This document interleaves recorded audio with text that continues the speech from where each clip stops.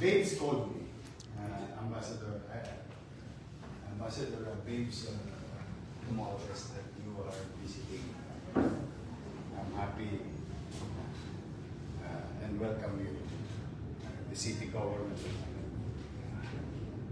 And you know it already by this time that this is the capital. And it's a very challenging city. And I'm happy to introduce to you our new Director of Tourism of the city of Manila. As you all know, there is a national government and local government, but most likely they function same, but effective only on a particular jurisdiction of Manila. The national, of course, the entire country. So that's the counterpart of the Secretary of Tourism. So how are you? We're doing well. We're excited to be here. This is our second day. We've been learning a lot about the Philippines. We've been discussing ideas that we could work on. So we're grateful that you made time for us today. We appreciate it. We know you're busy, so it means a lot to us. Sorry, I didn't. This is my regular clothing style because I go around the city most of the time and having meetings also in between because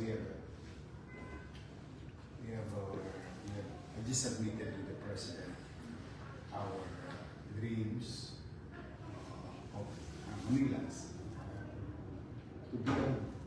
I think this will be the largest open green space in a highly urbanized setting in the country.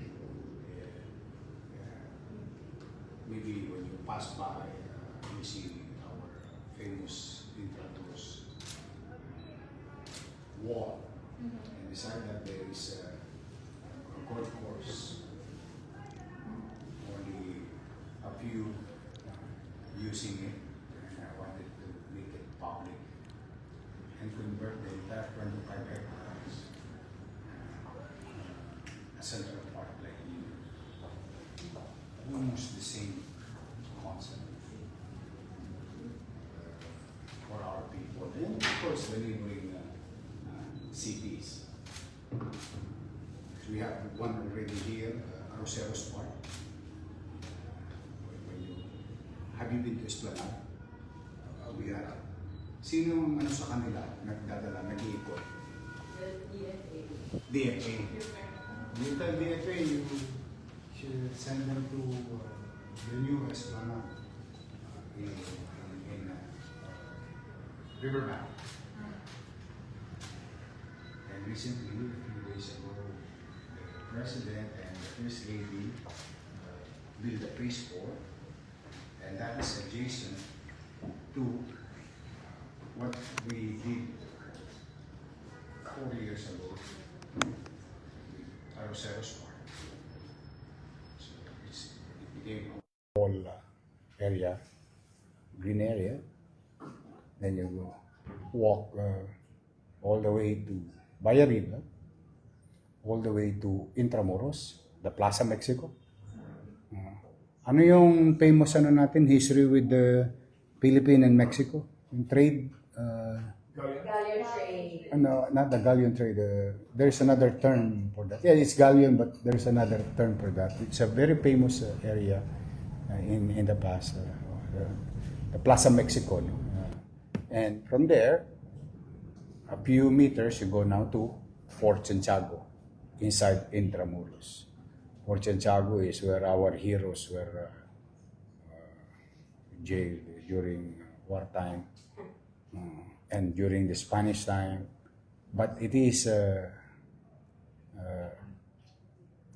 place for the Americans at the time protecting our country until it was occupied by the Japanese. It is a very full of story. We're a very old city, but we have a lot of story in this country.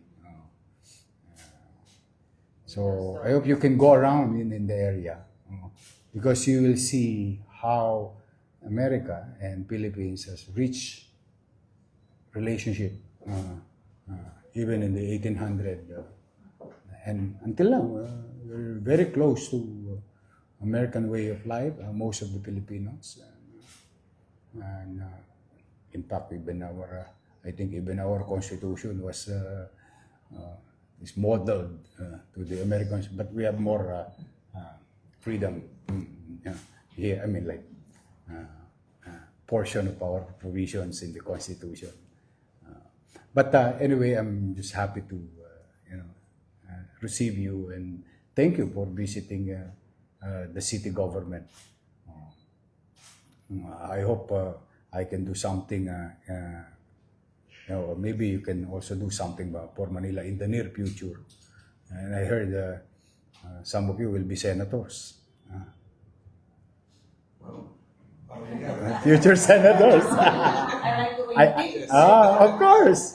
I want you to be in the Senate. At least you can, that senator went to our city. Maybe you know something that I don't know.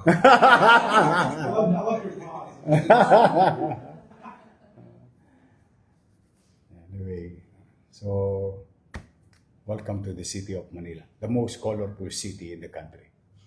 They will be here until Friday. Talaga? But they have back-to-back meetings today. Will you have time to pause? Maybe we could arrange a tour for you Oh, in our old but very beautiful and historic city. I think Hello? we can make it happen. We'll work on the agenda. We'll be in touch with you. We'll make something happen. oh, I think they should. They should at least a few hours from Intramuros. And Mr. Chairman, Maraming- maybe you can share a little bit about, why we're here, so that, because especially, I was joking, we were coming, driving up, and there was some rental space, and I said, hey, it's home, it's right here. Because, I'll let you. Okay. Well, thank you again, Mayor. So this is the first time we visit as a group and individually here, the Philippines.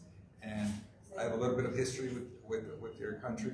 I had an opportunity to host Ambassador Romualdez. Yeah, in the state babes. of- Yes, babes in the state of Arizona. And we've been talking about a trip to the Philippines for the last couple of years. So I'm grateful to him for making this trip happen for us. Long story short, I chair the International Trade Committee. And the members here joining me today are also members of that committee.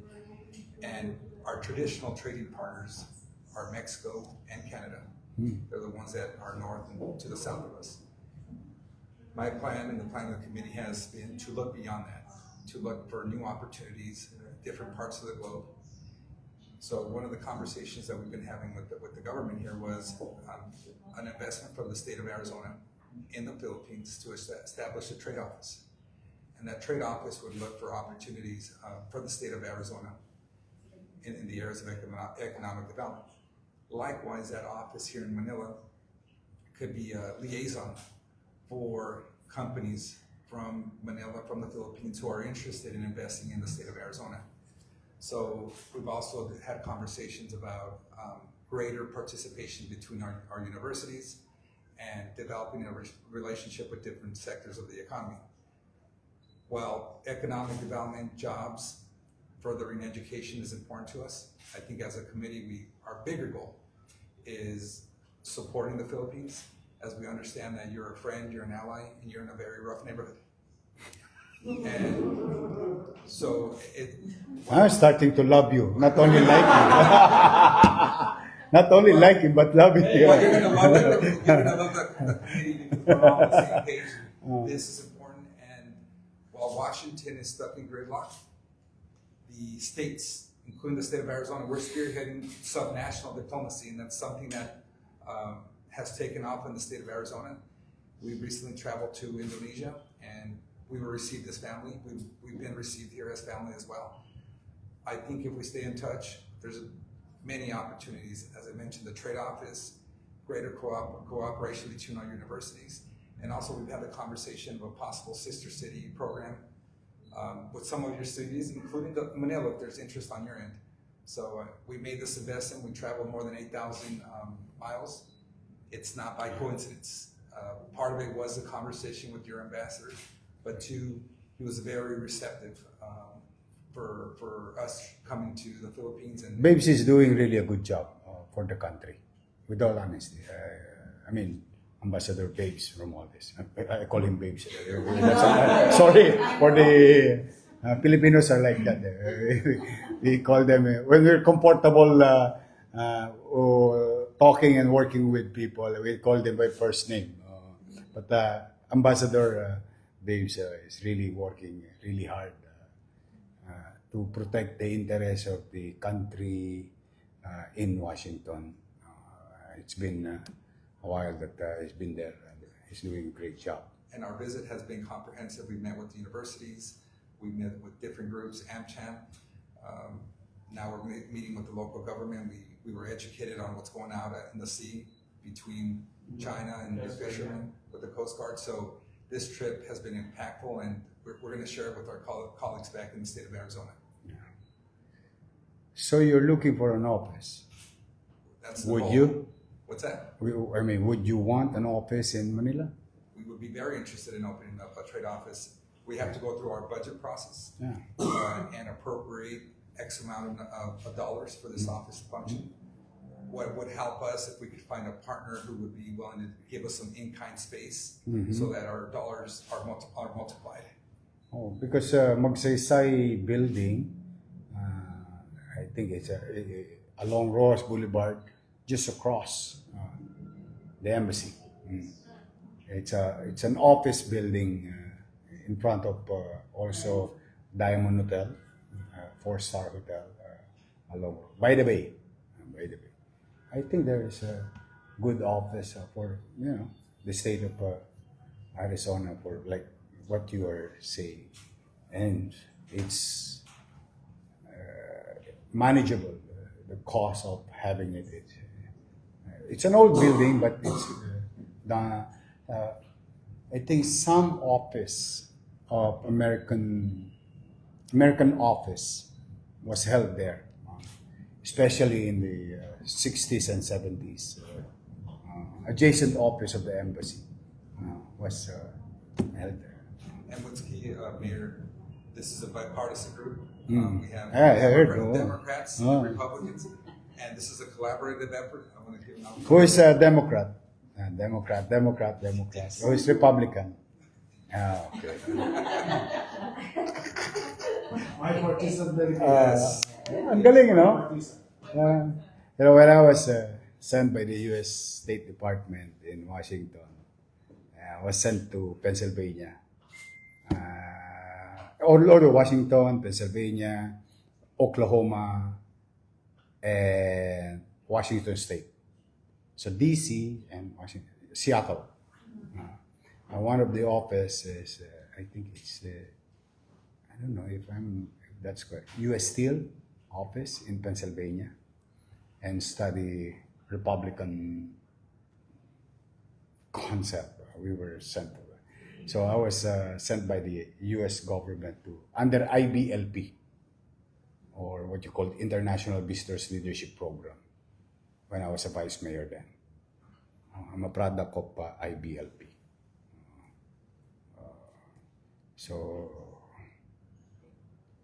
I don't know. I don't want to say because. But I'm happy. I've learned a lot of things, especially in Oklahoma. When I was studying the renewable, they always talk about renewable energy. In Oklahoma, there is renewable water. They're being because it's a flat land, it's a flat state, and I think one of their problems is the access to potable water, and they build their own facility. Those water use in the household, created a man-made lake and put a system on it, and you can drink the water. They bring it back to the anong tawag sa mga Manila Water? Anong tawag sa mga ganyan? Utility company. Was it Lake Hefner? Lake Hefner? Was it? Sorry? Remember the lake? Lake? Yeah, there's a lake it's like a man-made lake. Yeah, all the lakes in Oklahoma are man-made. I used Oh, to- yeah. The Lake Hefner in Oklahoma City is a reservoir. Oh, yes. I'm the city. Oh, I don't know what city is that, but I'm definitely sure it's Oklahoma. and it's really flat. So it's flat. So there is, when it rains, it's like Philippines. There is flooding in the road because the terrain. But naturally, they solved it with creating many lakes as a reservoir or a water catchment system.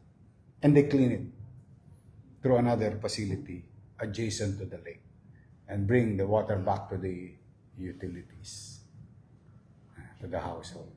Galing. I mean, it's amazing. It's amazing that these things.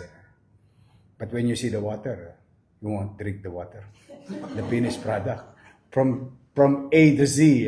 When you see the A, are you sure you're gonna drink this? No, that's the start. Yeah. Oklahoma. And that's why I'm very grateful to the State Department opening my eyes and other things.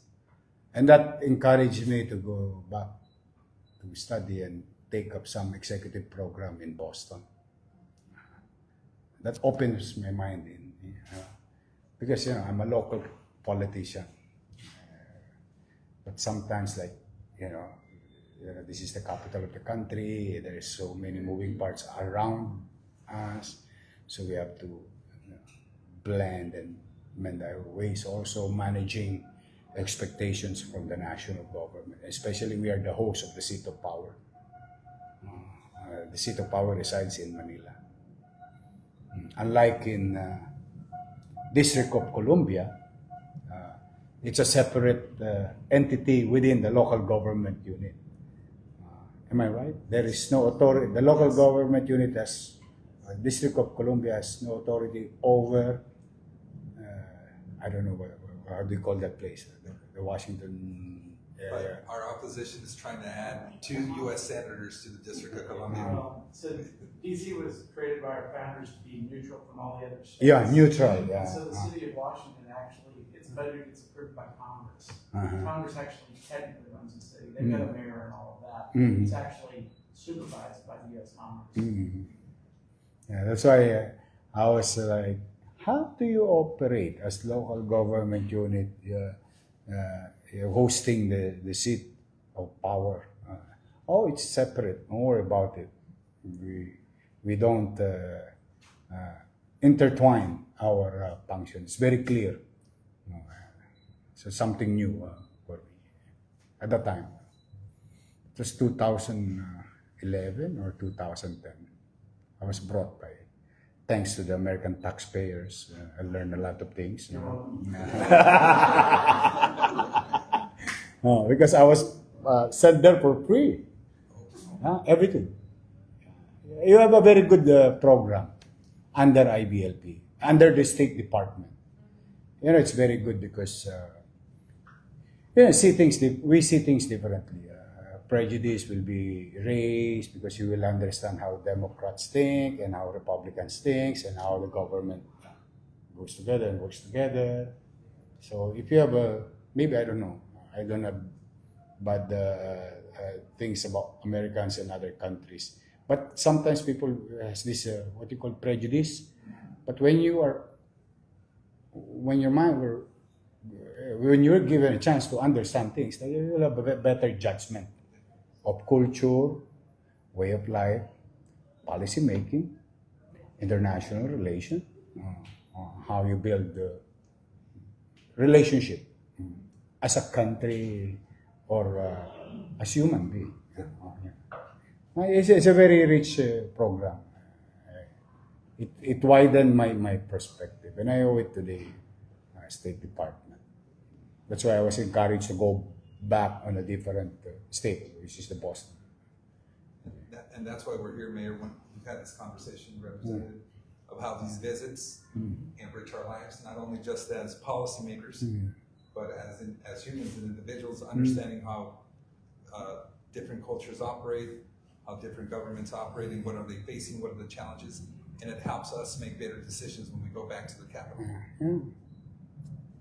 That program, IBLP, I think it's still ongoing because one of my counselors was sent also there when si Tol, Yes. na IBLP siya. One of my council. Very young also. I was sent there, I think, 30 years old. But I'm 31 now. I know. I'm 51 on Friday. Kailan ba birthday ko? Friday. I'll be 51. The world will celebrate my birthday. Yeah, I grew up very poor, with all honesty. Very, very poor. But during my birthday, we don't have celebrations. When you're a poor family, birthday is just a date. You'll be happy if you have 1 liter Coke in your during the celebration of your birthday. Other than that, there's nothing. But the entire school celebrates my birthday. They have the band and they wear uniform. Very colorful. Very colorful. All nations. All nations. Because my birthday is October 24. It's United Nation Day. That's why when I go this, oh, thank you. Happy birthday to me. They're all dressed up. Miss America, Miss Africa, and so on and so forth. It's a big party. It's a big party. I'm turning 51. I've been in the service for 27 years. I started 23, the youngest councilor ever elected in the city of Manila. I finished my term for 9 years. Then, fortunately, I got elected at the age of 32 as vice mayor, the youngest vice mayor ever elected again in the city of Manila. Then, when I finished my term for 9 years, I ran for the Senate. I lost. Then I got appointed in the national government as the chairman and CEO and president of North Trail. It's a GOCC national government corporation, which the function is to create train line, which they are now doing. I mean, the plan that we did in the past is now being implemented. Then, after a while, I became undersecretary for social welfare. Then I ran for mayor in 2019. I won. Then, in 2022, I ran for president and I lost. I'm supposed to be retiring. But the people of Manila, in one incident, there was a fire. And, I just wanted, although I'm retired already, I just visited the fire incident and people started chanting. Chanting ba tawag doon? Bumalik ka na. Ano yung sa English yung bumalik ka na? Return. Please return. Please come back. Please come back. And the people are they just got gutted by fire, and when they saw it's like, you come back in chant. And it became a political so why? What's happening? But then again, that's a long story called I decided okay, and then overwhelmingly with the 11 candidates, I think we got 61%, no? 61% of the entire Vote. yeah. So I'm just trying to catch up. And lost opportunity, stunted growth for the last 3 years. So there are so many things that we wanted to do. And I'm a guy who believes in MBN. Minimum basic needs. I'm partly Democrat, I'm partly Republican. MBN, minimum basic needs, housing, education, healthcare, and jobs. Yeah. That's where I want the government to invest. All the greeneries and open green space, these are, anong tawag doon? Umami. Ano nga yung umami sa English? Ajinomoto. Yes, but mommy. No, it's the cherry. yeah, but the quality of life, that's where I'm after. Always the quality of life. I cannot make the people rich, but I can make their life better by providing roof, better, good quality educational facility with proper health care and opportunity to work. So those are the things that I always, every single day. About an hour ago, there was about a few businessmen here who were having trouble in the past. I told them, by next week, you will have permit. All I ask from you is preferably hire somebody from the city. Yeah. So we liberalize our policy doing business in the city. We try to create some maneuvers or detour legally of our policy with regard to ease of doing business to accommodate more businesses in the city, so more new sources and more jobs, because jobs will create peace and order. That's the end game. When people are working, trying to make a living, the probability of him or her making unnecessary activities against a property or a person is minimal. So that's the hard way. So you see condominium, binondominium, these are in-city vertical housing program, vertical schools that addresses 10-year population growth in a particular geography. So that's how I'm trying to prepare our city. Always ahead of time. When we build something, it addresses not today, it addresses a decade of demand based on X squared kilometer or radius in the community. And so far, modesty aside, we've produced more than 5,000 businesses in just 3 months. 10 million above. 10 million is like $200,000? Oh, sa 50. Oh, tama, mga $200,000 value of worth of business came in. Oh, kasi 10 million sa 50 de 200. Oh, 200. Yeah. Average. So, and about 12,000 jobs in 3 months. 100 days. The only thing lacking for the city is for me to sleep. That's why I don't have time to fix myself. Although from time to time I have to dress up properly. But if given a chance, I'd rather be attending to this type of meeting and all other things. Mayor, what I feel like you've been in our meetings with your discussions and your shared values, but when you began to discuss the meeting that you were coming from regarding the golf course and making it a park, we understand, at least we understand.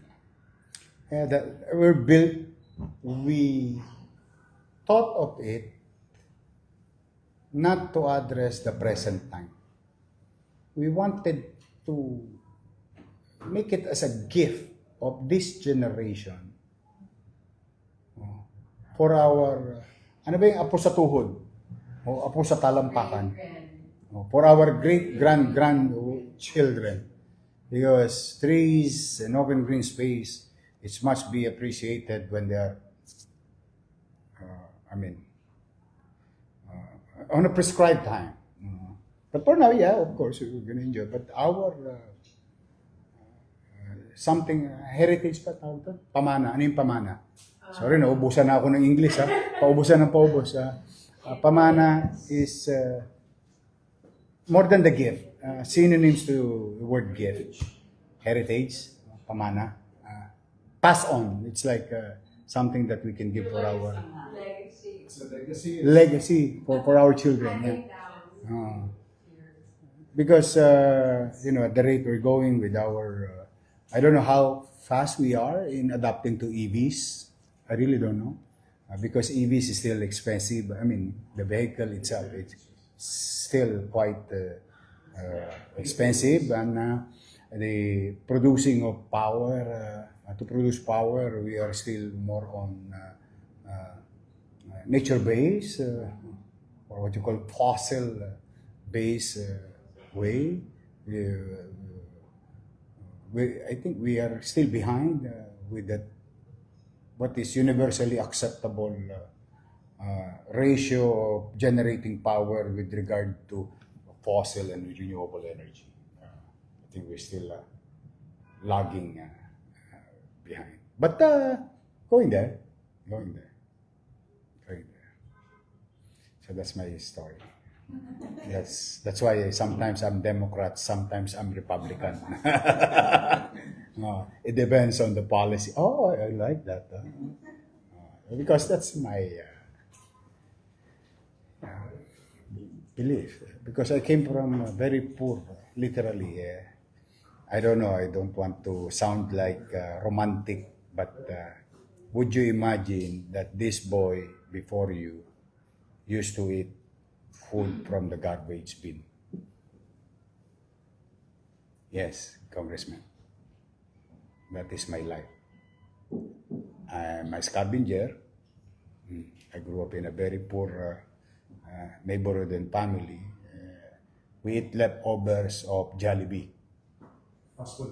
fast food, in the garbage bin. Then when I was in high school, I promoted myself, become a driver. You see the 3-wheel that you see in the street? When I was in high school. And fortunately, when I was 18, I was discovered to be an actor. He can relate. Yes, I acted in Hollywood as a kid. Yeah. You know, have you heard of SAG? Sa? Screen Actors Guild? Yes. I have my SAG card still. So, So I was discovered in, ano yung funeral ba tawag doon? Lamay? Lamay? Ano ba yung lamay? Coffee party. In a funeral, I was discovered by a talent scout, and that changes everything.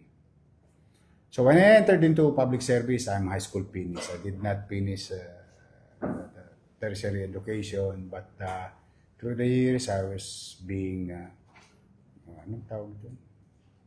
Pinapaya? Ano yung pinapaya? Embarrassed. Bullied because I don't have that kind of education while I'm in public office, and I want them to stop. And the only way for them to stop is for me to go back to school. Then I went. I finished my college and my tertiary education. I went further, entering into law school. Then I got elected as vice mayor. O nga pala, no? 3 record na. Youngest councilor, youngest vice mayor, youngest elected mayor. Because there was a young mayor, by rule of succession, he got the office because the mayor at the time died. He's also young. I think he's 42. I got elected at the age of 42. 42 nga ba? Yeah, 45. He's 42. But him is through succession, me through election. Yeah, three record. Man. The story of my life. Sorry, I don't want to make your afternoon sad. I'm just sharing you that there are things that may be impossible, but through God, God will always provide. Do your best, and God will take care of the rest. that's on our state seal.